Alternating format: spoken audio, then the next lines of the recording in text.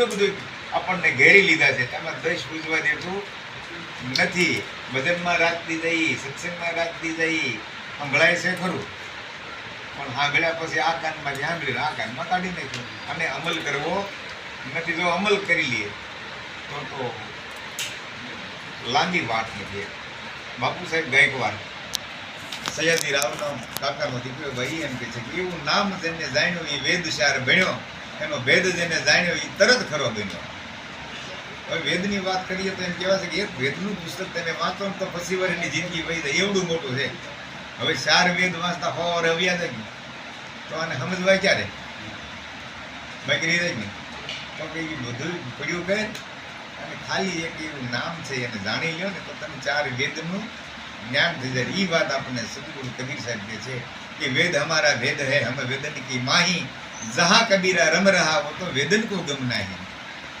વેદ વાંચવાથી આમાં જ્ઞાન થાય નહીં. વેદની માલપા પંડિતોએ બ્રાહ્મણોએ પોતાની આગવી અનામત લખી છે. એમાં મેં મહાભારત વાંચ્યું છે, તમને એમાં થોડો ખ્યાલ આપો કે જીવ હિંસા કરવી નહીં.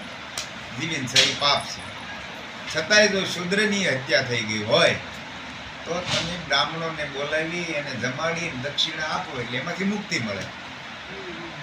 બરોબર? પછી વૈશ્યની હત્યા થઈ હોય તો તમારે 68 તીર્થની જાત્રાએ જવું પડે અને ત્યાં બધી જગ્યાએ બ્રાહ્મણોને જમાડીને દક્ષિણા આપો અને 68 તીર્થની જાત્રા પૂરી થાય એટલે વૈશ્યની હત્યામાંથી મુક્તિ મળે. એટલે શૂદ્ર કરતાં વૈશ્યની હત્યા મોંઘી. બરોબર?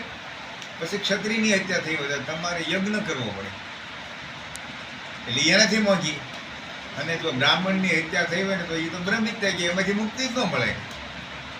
હવે આવું બને ખરું કોઈ? એટલે મહાપુરુષ કે પીપળામાં પરમેશ્વર તો બાવળમાં બીઓ, આ બ્રાહ્મણમાં જો ભગવાન તો ભંગિયામાં કયો.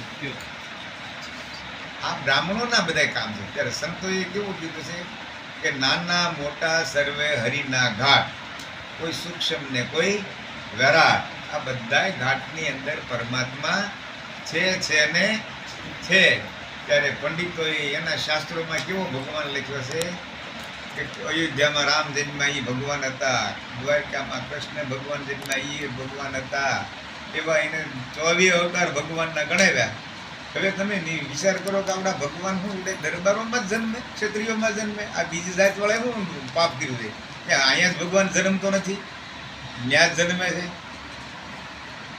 આ રચના પંડિતોની હતી. વેદો, પુરાણો, શાસ્ત્રો, ગ્રંથો. એટલે પ્રીતમ કહે છે કે શાસ્ત્ર પુરાણ સર્વના જુજવા મતા, એકનું થાપ્યું બીજું ઉથાપ્યું સર્વના મતા લઈ ગયા કૂતા. અને દેવાયત પંડિતે પણ કહે છે કે ખોટા પુસ્તક, ખોટા પાનિયાન, ખોટા છે કાજીના પુરાણ. આ બધું ખોટું જ છે, સાચું કાંઈ નથી. સાચું તો એક જ છે કે સંતોના મુખમાંથી જે અનુભવ વાણી છૂટી છે ને એ અનુભવ વાણી એ જ સાચી છે. કારણ કે સંતોએ એમાં કોઈ સ્વાર્થ નથી મૂક્યો એની વાણી. જો ભજન સાંભળો એમાં ક્યાં કોઈ સંતે પોતાની જાતને વખાણ, જે જાતમાં જન્માઈને પોતાના કુળને વખાણ્યું જાય?